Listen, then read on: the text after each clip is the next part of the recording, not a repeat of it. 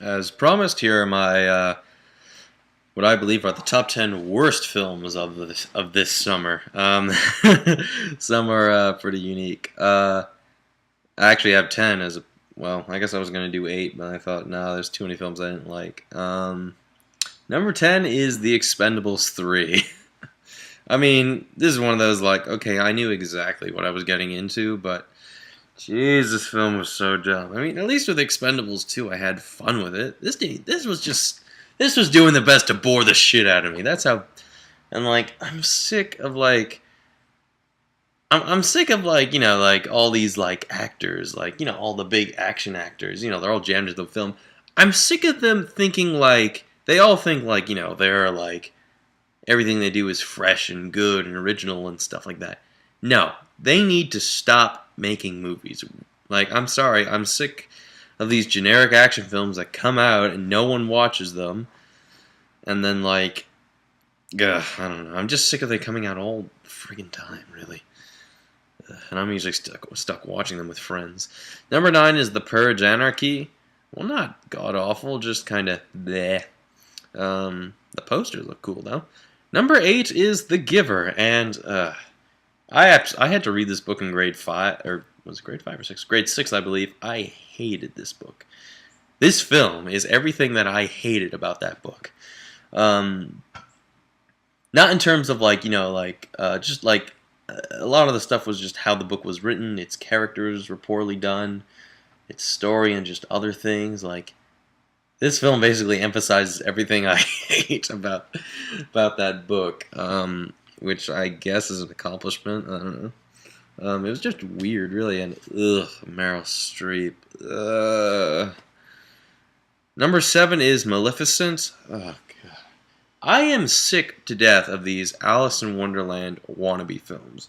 You know what I'm talking about. We have like Alice in Wonderland, Snow White and the Huntsman, Oz the Great and Powerful, and now this. I am sick to death of them. Like, they're only made because Alice in Wonderland made, what, $1 billion at the box office? So Hollywood's like, audiences must like this crap. Like, I think Honest Trailers did one of Alice in Wonderland. Every, like, every teenage girl's fantasy. Victoria era, whatever, and just all this junk that's just whatever. They're not very good films. Angelina Jolie makes a good Maleficent, though. That is a thumbs up for me. I'll give on that film. That's the only pass, is that Angelina Jolie is well casted.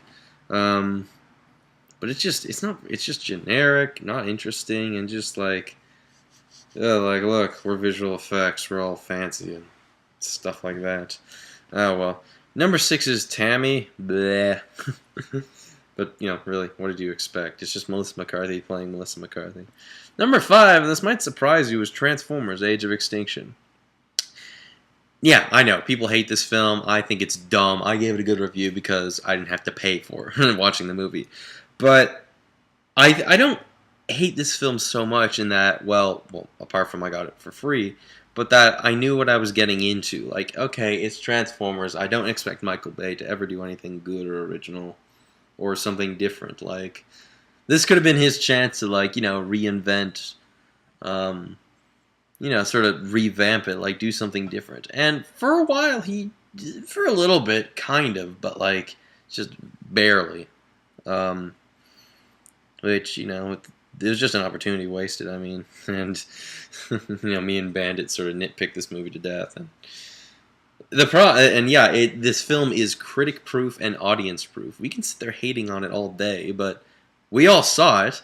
It made $1 billion, probably? I don't know. It made a lot, I'm sure, but they're like critic-proof and audience-proof films, but yeah. Number 4 is Jersey Boys, and jeez, Clint Eastwood. What is with this guy? Like, he made, like, Gran Torino, which was, like, arguably his best film in 2008, and since then, his films are shitty. Like, Changeling was bleh, Invictus was bleh, Hereafter was bleh, and J. Edgar was bleh! And now this, which is even worse, like, I don't know. He's lost his touch, absolutely. Even in acting, like he did that one film a few years ago, Trouble with the Curve, which was also really dumb. And it's like, look at us, we're an Oscar film, which is also really dumb. But yeah, no words. This film's just ugh. And I was excited because like it's Jersey Boys. I could have done something good with it. Number 3, A Million Ways to Die in the West, or as I like to call it, One Way to Bomb at the Box Office.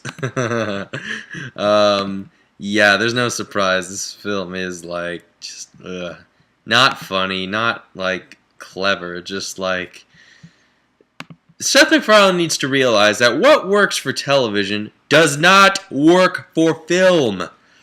Like, every little thing, I'm like, that's a joke out of Family Guy, that's a joke out of American Dad, that's something out of the Cleveland Show, and just like, ugh. Ted kind of worked because, like, it just did. Like, it's hard to explain why, it just kind of worked.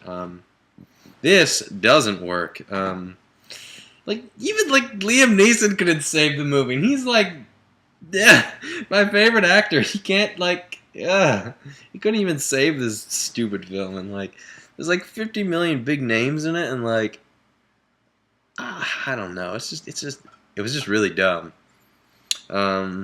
Maybe he should stick with Family Guy and other things. But yeah, whatever. Let's see, where's my list? Number 2 is Sex Tape. Oh my god, this film was boring. Yeah, you'd think, okay, seeing Cameron Diaz like half naked half the time, that would be exciting because she doesn't look too bad for her age.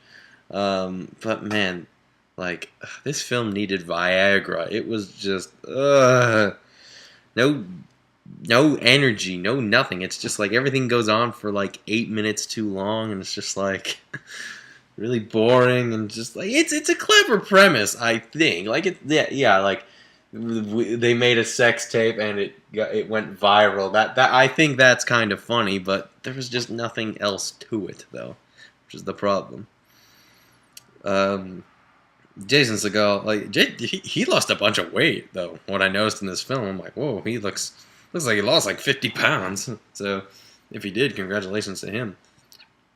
And the number 1, my least favorite film of this summer is The Amazing Spider-Man 2.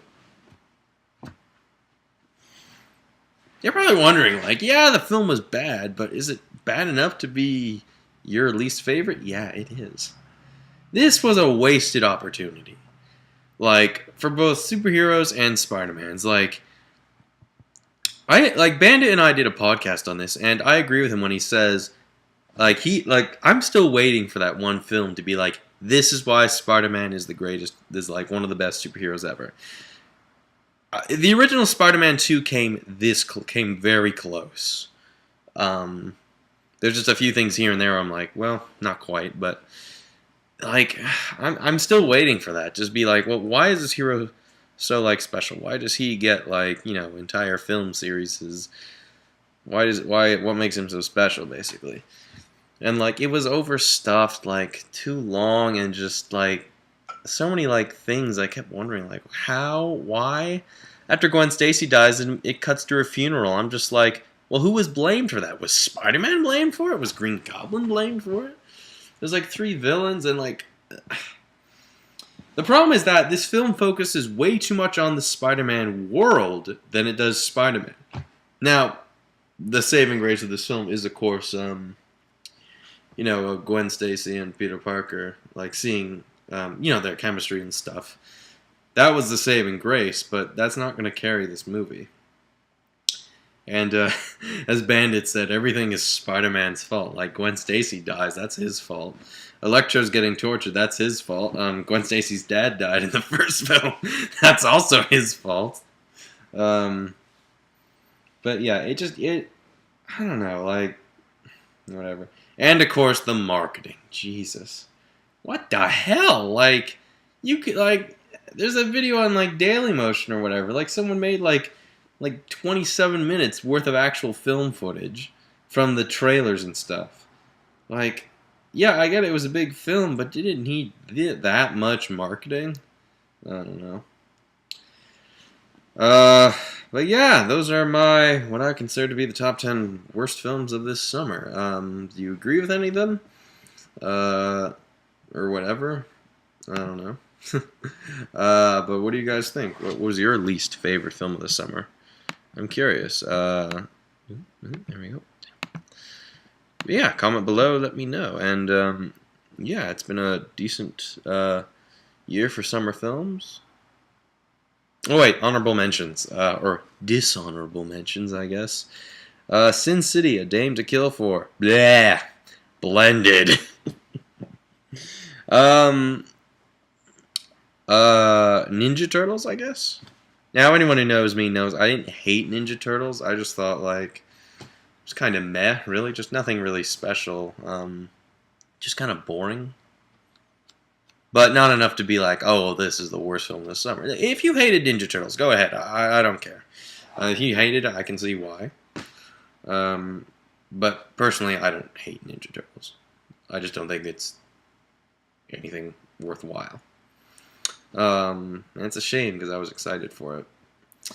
But yeah, those are my choices, I guess. So until then, see you later. Bye.